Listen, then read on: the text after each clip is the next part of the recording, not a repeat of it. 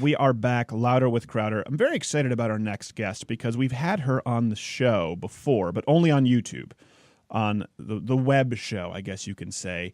She caught a lot of flack, a neuropsychiatrist, specialty. It's very specialized, very brilliant lady, Dr. Phyllis Boniface. Thank you so much for coming on the show. It's my pleasure, Stephen. Okay, so you kind of felt a little bit of the backlash of YouTube at that point. We did a video on marijuana, right, when it was legalized in Colorado, and sort of examined where you are in Ann Arbor, the decriminalization, and what happens legally, what are the ramifications. But I want to clarify something.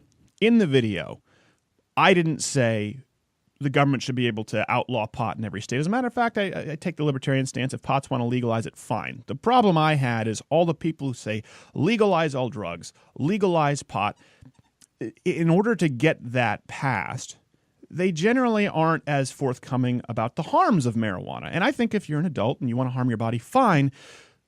But the people who are wanting to legalize it aren't taking on the responsibility of assisting in education. So that's what we had you on to do, which seems benign enough, right? For you to just say, hey, here are the ways pot might be bad for you. And people were furious. Did that surprise you?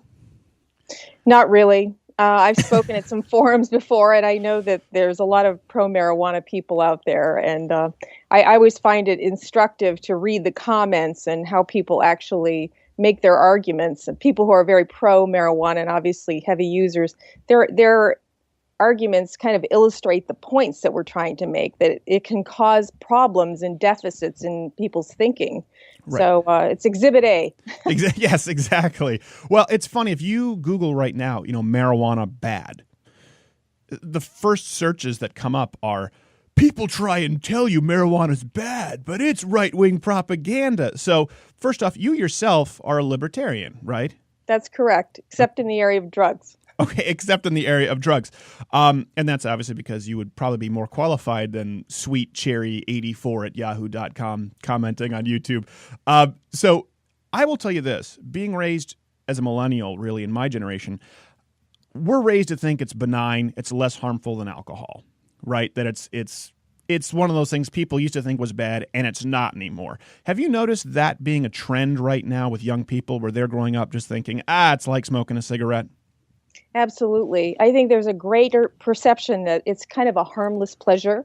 Right. And a lot of the young people that I treat in my practice, they're high school students or college students, and they feel it's like having a beer or two. And they actually don't drink as much as they smoke pot now. That's what they do. When they go to a party on weekends, they smoke marijuana.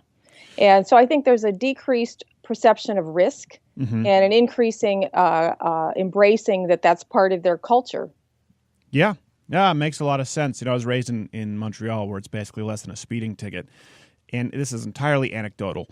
I cannot point you to one of my friends. It was very common, but a huge portion of, I wouldn't say close friends, people I hung out with smoked pot. Every single one of them had some kind of a change in their personality or their psychological behavior by the end of high school. And I don't know if that's just me as a dummy looking at my friend going, you were pretty smart in middle school and now you're an idiot. Is there some actual neurology there that would back that up? Well, absolutely. I would say in the scientific world, they always say, the plural of anecdote is not data, but we really do have data to support your observations that a lot of your friends who maybe started out with promise didn't end up with their full potential. And that's the real concern here, because we're talking about millions of young people who are using regularly. And I define regular use as just once a week. Okay. And chillingly, the Monitoring the Future study here at U of M shows that 6.5% or more of high school students are using it daily, not just weekly. Okay. So, we're looking at huge swaths of the population, not just a few friends. It's becoming the accepted norm. Right. Now, okay, so you're talking about people who are teenagers, right, in high school.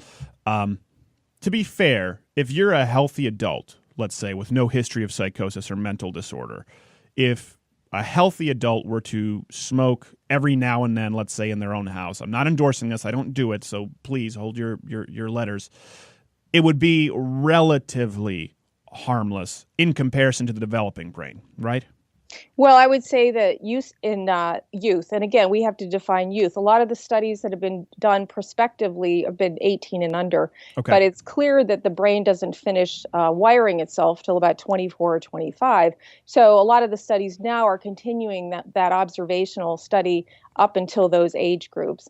So, I mean, it's speculation to say that people over the age of, brain maturation have no deficits. The patients that I see, of course, they have psychiatric illnesses, they have anxiety or mood disorders, and a little bit of marijuana completely, throws them into a relapse. So mine is not the typical population. Right. I do have friends, unfortunately, professionals who, even physicians, who smoke marijuana.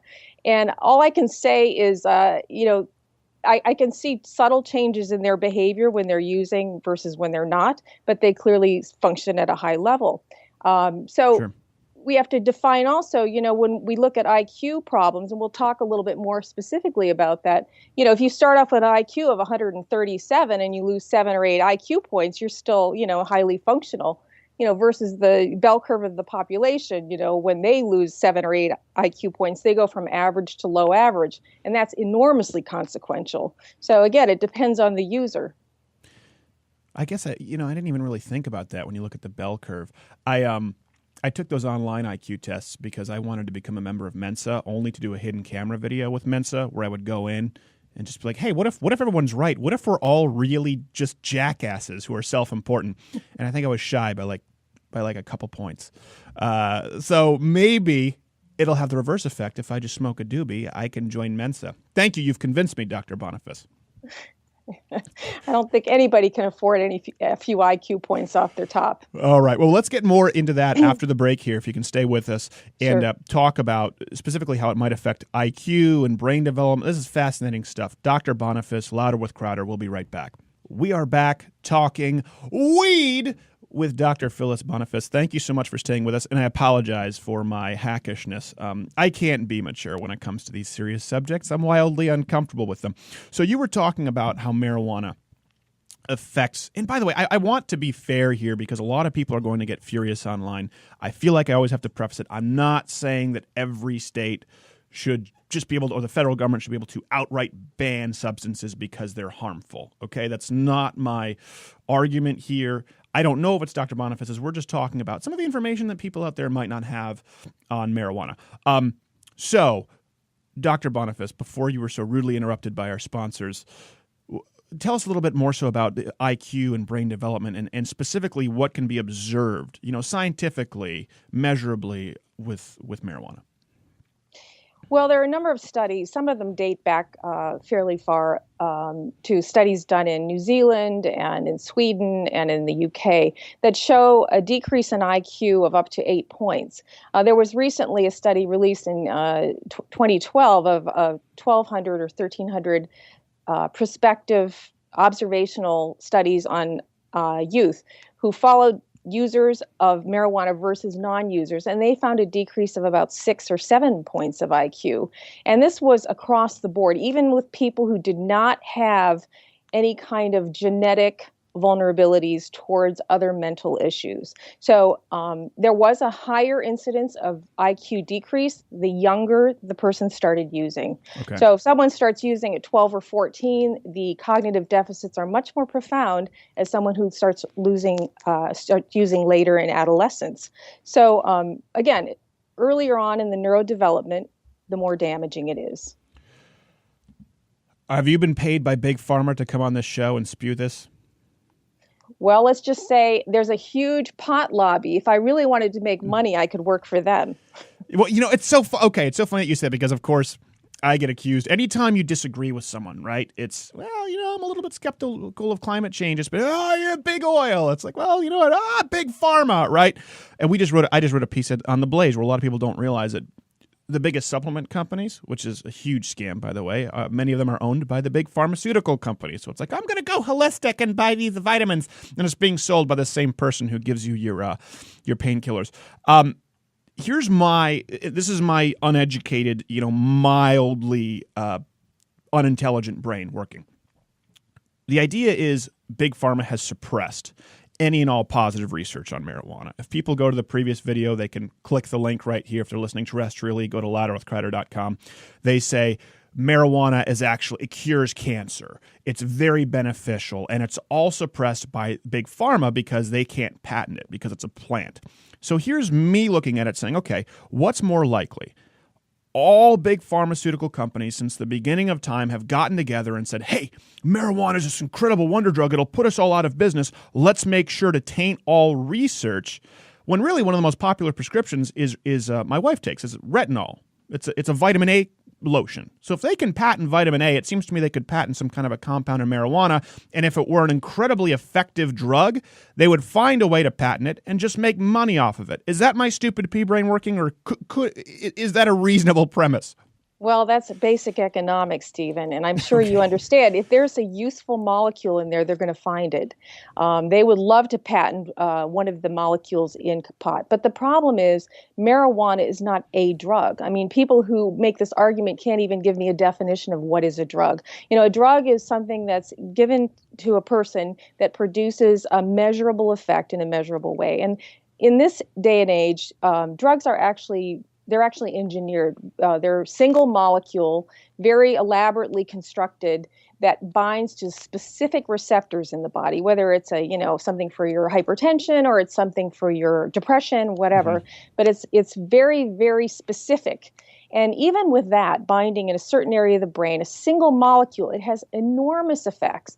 Pot is not a drug. It's 400 chemicals. 60 of them have actually been identified to be active pharmacologically in the body, and some of them very psychoactive. Right. And it also is highly variable. You know, there are different compounds in THC and CBD, which is, there's one of them that can induce psychosis more. It gives the high, and the other one has more of a calming effect. Okay. So, I mean, we're not talking about a drug. We're talking about, instead of a targeted shot at the brain, it's actually like buckshot. It hits everything. The cannabinoid system links with every system in the brain. So you're basically talking about, laser guided missile versus a dirty bomb. I guess that would be an analogy. Yeah. Okay. Well, this is my moderately intelligent analogy who's trying to understand the science of it. And the thing that really bothers me, and this has got to frustrate you as a libertarian, right? I have never once seen, and I am more of a libertarian too. I mean, I think I'm more libertarian on the idea of the drug war than you are, but I don't work in it. The idea that these people who go out who want to legalize drugs and they completely absolve themselves of the response. They say, well, it's bad for you, but you know what? People should be able to put what they want in their body. I agree. But if you're the one who's pushing for it to be legalized, and in order for it to be legalized, you have to present some logical fallacies, like it's recognized medicine, or it's relatively harmless. I've never once seen a pro-legalization publication, libertarian publication, also publish a piece saying, hey, here are the harms that come with marijuana. Don't you think it's their personal responsibility to do that if they're going to be telling people to light up? Well, I find it deeply ironic.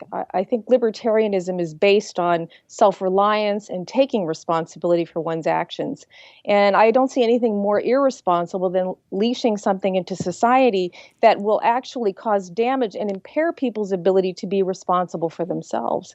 We have a vast social net in this country. And I can tell you from experience, I've seen many people in the last 28 years who are smoking marijuana. Their parents are on disability because they have drug abuse. They're both smoking marijuana. Now the children, we have 3 generations of people on disability living in the same home who are incapable of taking care of themselves. Now that may be the extreme, but sure.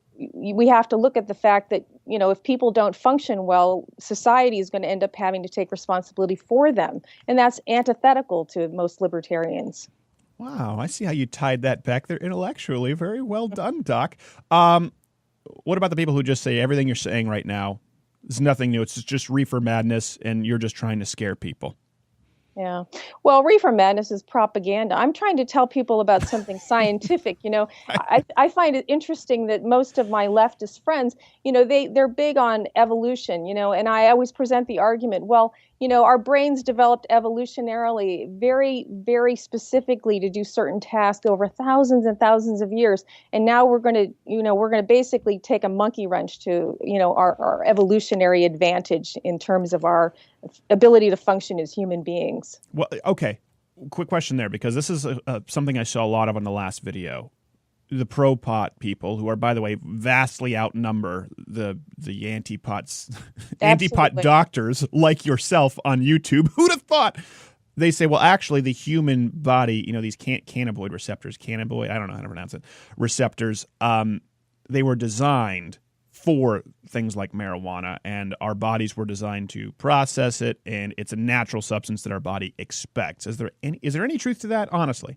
Well, it's actually opposite of that. I mean, we have these receptors, or else the marijuana would have no effect. If we didn't have a receptor, you wouldn't get a high off of it.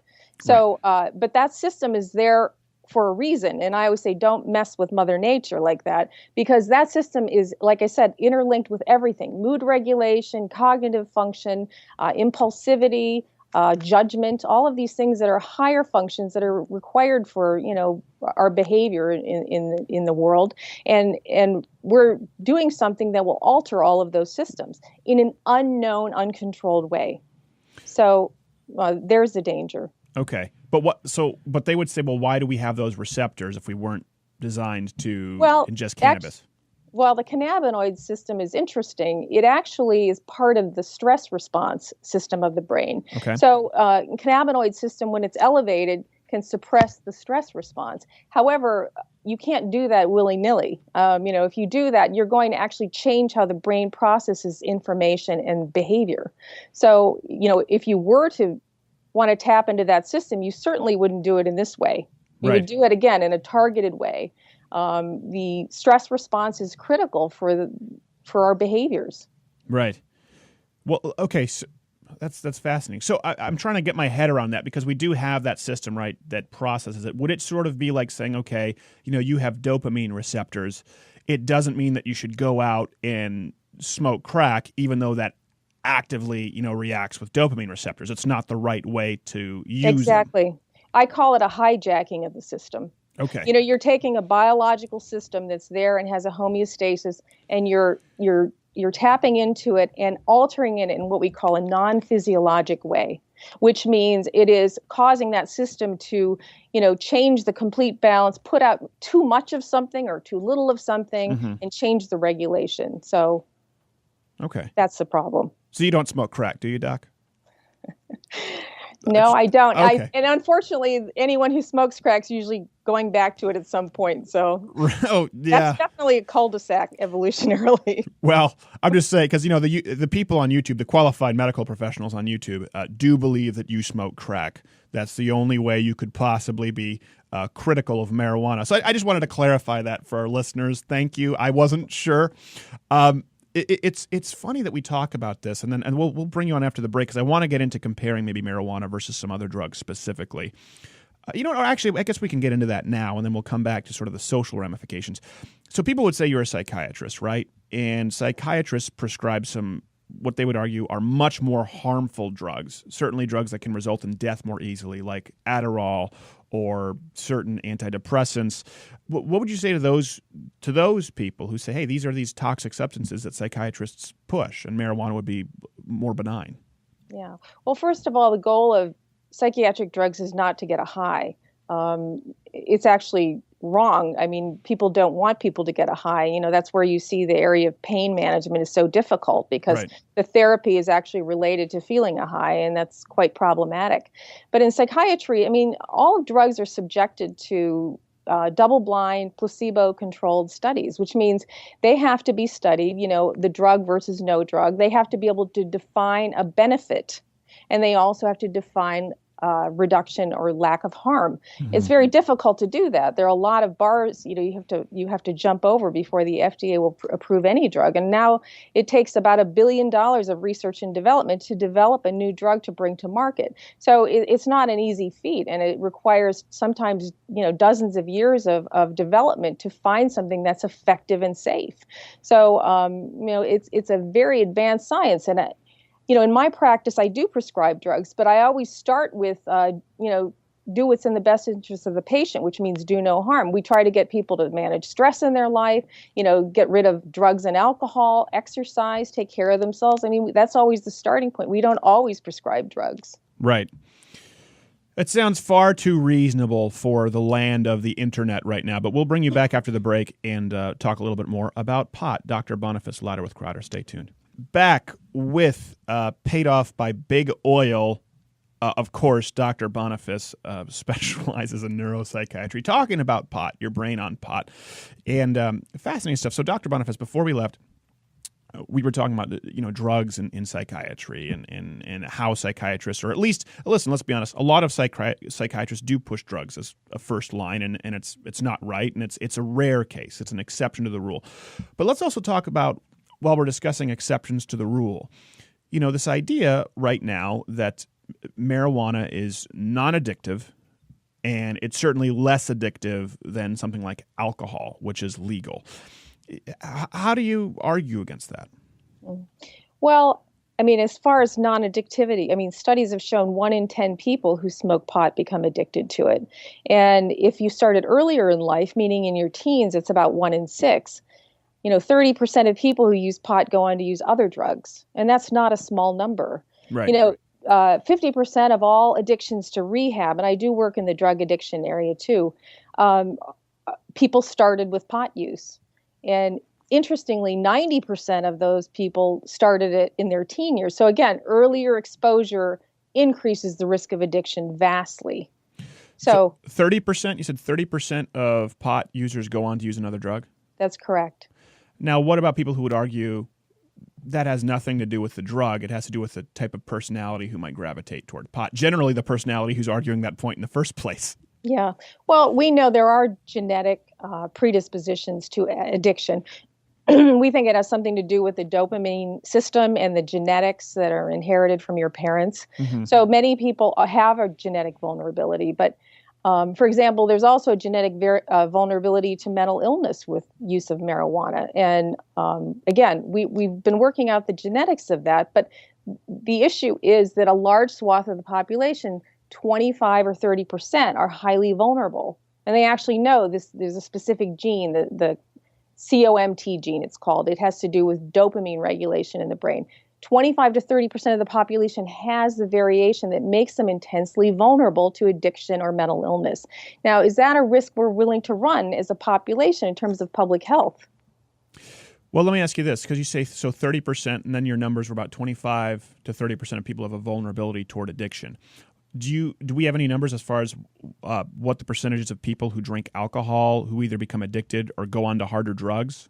Yeah, it's less than that. And also, I want to define the difference between alcohol. This always comes up. You are at the ready with these answers. I'm playing, I'm trying to stump you here. It's because these are questions people ask me in my office every day. Okay. A lot of people are struggling with, substance abuse. Alcohol is actually metabolized by the body. Your liver has enzymes that break down alcohol. It's been developed, through, again, thousands of years of evolution. This enzyme varies in different genetic groups. Europeans break down alcohol much more quickly than Asians and American Indians. They don't have as much of the enzyme, and the alcohol levels are higher in these people. So there's a vast difference, but we do metabolize alcohol. It's metabolized and excreted about an ounce an hour of alcohol in general in a European population. Marijuana is not excreted in that way. It's not excreted, period. It's not metabolized. It has to be taken out of the body like a toxin because it's lipid soluble. It gets into the central nervous system and it sticks there. It takes 5 to 7 days to eliminate the marijuana that's in a single cigarette. And so if you smoke once a week, basically THC is in your brain exerting a pharmacologic effect all week, even though you're not high. And This is the problem. It's what we call a depot drug. So if you smoke every day, it takes 90 days to eliminate all the metabolites of THC. And that is an amazing amount of time. It's a very, very long half-life drug. Right. So you mentioned, I'm trying to go back to some of these numbers about people who have a proclivity toward addiction. Well, one thing that interested me was, remember the big bath salt scare?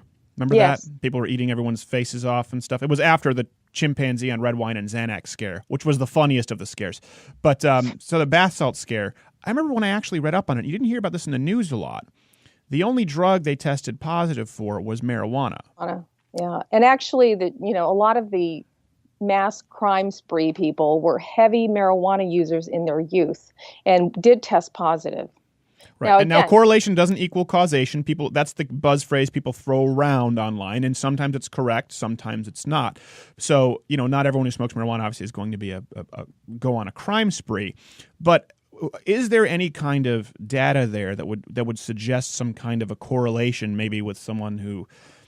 I mean, how could marijuana trigger someone to bite someone's face off? Let's put it that way. Okay. Well, I don't know the details of that case, but let's just put it in the context of what we know about the effect of cannabis on psychosis, for example. We can argue that all of these people who commit these horrible crimes, they're psychotic. I mean, they're not in touch with reality. There are many studies that have taken place over the last 30 years that show an increased incidence of psychotic illnesses in people who start using marijuana early in life. It increases the incidence of psychosis by about 2 to 3 times over a lifetime. Really? It reduces the amount of time to the first psychotic episode in someone who has schizophrenia. And that's not a small thing. Schizophrenia usually presents between the ages of 17 and 25 when the brain's fully matured. And interesting. I thought it usually presented itself in a raincoat in an alleyway, but continue. Anyway, when you reduce the age of onset, meaning instead of at age 20, someone will start showing symptoms at age 17 instead. So again, These are people who have the genetic predisposition. They follow them, through their lifetime, and they find the age of onset is much, much younger. And the first episodes of psychosis, people are extremely vulnerable to doing violent things. The incidence of suicide and homicide and things like that is much, much higher in those initial episodes of psychosis. So here we are, introducing a drug that may change the age of psychosis, reduce the age, and increase the vulnerability to that. So that's not something to take lightly. No, it's not something to take lightly. But I do think there are a lot of people out there, and I will say, listen, I'm just honest. This is the only issue I would say.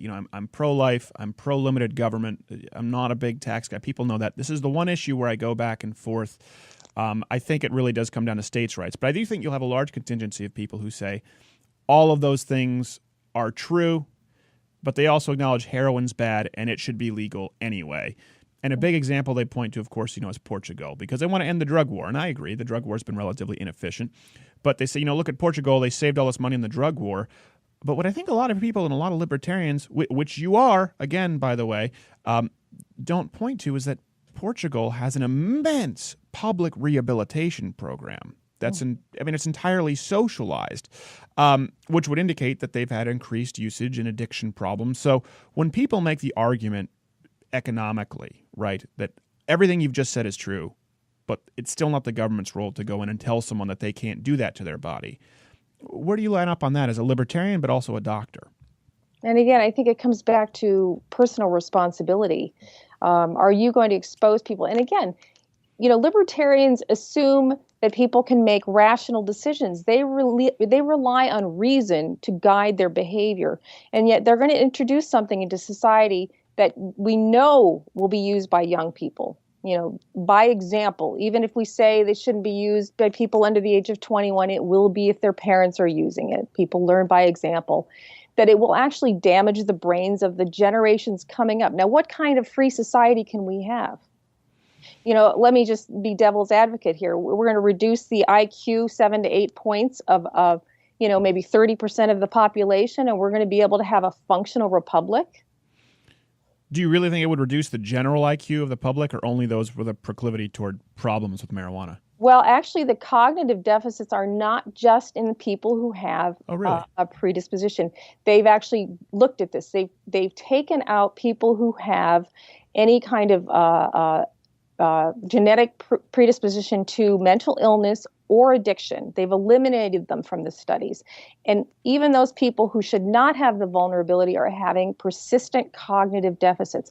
These young people who start before the age of 18, even after they're not smoking for 4 to 6 months, these deficits don't go away. Now, they haven't followed them beyond that period, but these deficits are evident on neuropsych testing, which is really detailed mental tests of tasks like memory and processing. Not to be confused with thetan testing, which, if you're interested in Scientology, listeners and viewers, I will send you the kit. Continue, Dr. Boniface.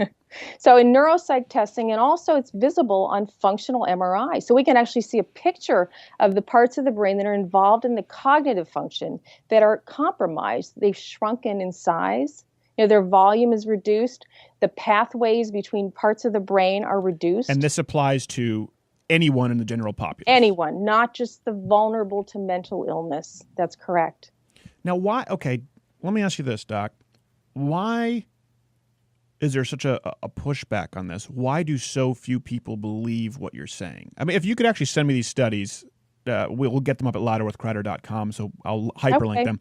But why is it that so many people are pushing back and saying that that's just untrue, that there is no evidence, I guess that there is no data right now that you could draw those conclusions, that happens, that it's all propaganda? Why is there such a pushback, and why do most people believe that right now? Well, I don't know about most people. You wouldn't find that in the mental health community. I don't know any mental health people that really believe that marijuana should be available to people. In the general population, I don't know. Some libertarians are more like libertine, in my opinion. They think anybody should be able to do anything they want anytime. I mean, come on. I mean, we have to have some kind of definitions in society. So, the other issue here that I find very interesting, and I've seen this in my patients over the few decades I've been in practice, marijuana damages the prefrontal cortex. That's the self-observing part of the brain. That's where we have insight and judgment, and we can see ourselves and how we function in our behavior. Okay. And people who can't see themselves aren't aware of their deficits, if you know what I'm saying. I mean, it sounds kind of circular. I work a lot with brain injury patients as well, auto accidents. And when you survey the families, 95% of the families who define that person has serious problems with their memory and their functioning and they can't cope, 0% of the patients saw it. So the insight part of the brain is compromised. They can't see it in themselves, which is horribly frightening. That is probably the most fascinating thing I've ever heard on this show. Basically, you're talking about, so it removes the self-awareness that would allow one to critically observe changes in themselves from marijuana. Precisely. I have some friends who are neurobiologists, and, they call the prefrontal cortex the seat of the soul. It's what makes you you. If you've ever seen someone with a brain injury with damage to that part of the brain, and there are some famous studies, neurology studies that prove this, you change your frontal lobe, you change who you are. So we're actually seeing damage in that part of the brain. Again, it's evident on neuropsych testing. It's evident on fMRI, which is functional MRI. It's evident on, brain sections, actually post-mortem. So, I don't know what more evidence we can use to show that THC is neurotoxic. And it's neurotoxic in doses that are comparable to using once a week. Right. You change the frontal lobe, you change who you are. You change my earlobes, you change who I am. I can get AM radio on these things. I've got giant ears, but not to be, again, immature, but I have to be because I'm terribly uncomfortable with serious subjects. That really is fascinating to me, and I didn't really know that about the frontal lobe. And I will tell you this, I will have to go and do my own research because I know that I don't know a lot about the frontal lobe, and what you're saying sounds reasonable, but I'm sure someone who was a pro-pot person could tell me something that sounded reasonable with the frontal lobe because I wouldn't be able to call them on it. So again, we'll get these links up at louderwithcrowder.com, and you can make your own informed decision. Now, final sort of thought. Here's the thing. You have to understand. This is broadcast on AM radio, right? This show, people are hearing it in Michigan and Alaska and few other stations who are picking it up. But its big audience is online. That's where we get this, is online. If you look at the top podcasts right now, let's just say out of the top 20 comedy or news and politics podcasts, people on there are all saying marijuana's benign, it's it's fine, you can smoke it and you'll be fine. So those same people will say, well, listen, I'm not telling kids to light up. I think cars are great. I don't think a 14-year-old should drive. So they create this this atmosphere where there's a lack of responsibility, right? Where they say, I'm saying that an adult should be able to do what they want with their own body. I'm not saying kids should use it. But the ramifications with society reflect that that is the case. I mean, Ann Arbor is a great example, right? That's where you are. I don't know if you've studied this, but I have. Have you studied the numbers as far as once it was decriminalized in Ann Arbor, how usage increased among young people? Well, I know it went up tremendously. I don't know the numbers. Oh, Do you? Well, we included them in our last video, and I can get them up at Louder with Crowder. I don't have the exact numbers in front of me, but one thing, again, anecdotally, we actually interviewed someone who we didn't include on camera, but who was who basically sold pot, right? And he said, yeah, and then once it was decriminalized, I said, well, you'd be out of a job because the drug war, right? Well, if we legalized all drug cartels would straighten up and fly right, and there would be no more drug cartels. They'd be working at Denny's. That's the idea. And he said, no, I just changed my business model, right? It's more profitable for me to buy from the medical dispensaries, and I sell it to the high school. By the way, a high school that is right around the corner from you. Oh, I know that. I had patients who fell out of rehab who were out selling, and they were making $1,000 a week. You know, it was their career. I noticed when it became medically available in Michigan, there was a whole generation of kids who were starting high school right at that year, who had increased impairments and a degree of mental illness that you wouldn't expect, given their family history, et cetera. Right. And a lot of these kids just fell off the grid. I mean, they dropped out of high school. And, I don't know what the stats are from the high school, but I'm sure in the educational establishment, they may track this, to see dropout rates and, maybe not going on to college, that sort of thing. So the data will come. Unfortunately, it's going to be too late for a lot of people. Right. It might be your kids, it might be your siblings, And, I mean, if you look back even at tobacco, we look back now about how big tobacco pushed it and, it was not, all of the dangers were hidden because there was so much money behind it. And now we look back and think how evil that force was. Well, look what they unleashed into society, this horribly addictive substance. Mm. And it was, a lot of things were not being brought to the foreground they're probably well known at the time. Great comparison. People don't ever think of the big marijuana lobby when it is absolutely humongous. A lot of people don't understand that. There are a lot of people with financial interest, just like big tobacco or just like big alcohol, who want to see it legalized. And to do that, they have to, in a soft way, present it as benign and harmless. But we must go. Dr. Boniface, thank you so much for coming on. We will get these links up at louderwithcrowder.com so people can make an informed decision. And please come back. Maybe next time we can talk about the possible dangers of heroin. We'll speculate. Okay. Take care, Stephen. Thank you, Doc. Hey, if you liked video, check out our previous interview with Gary Wilson. Is porn actually good for you? Or check out this older video that we did on marijuana. If not, you're probably a sticky, gross teenager in your basement trying to excuse your poor habits.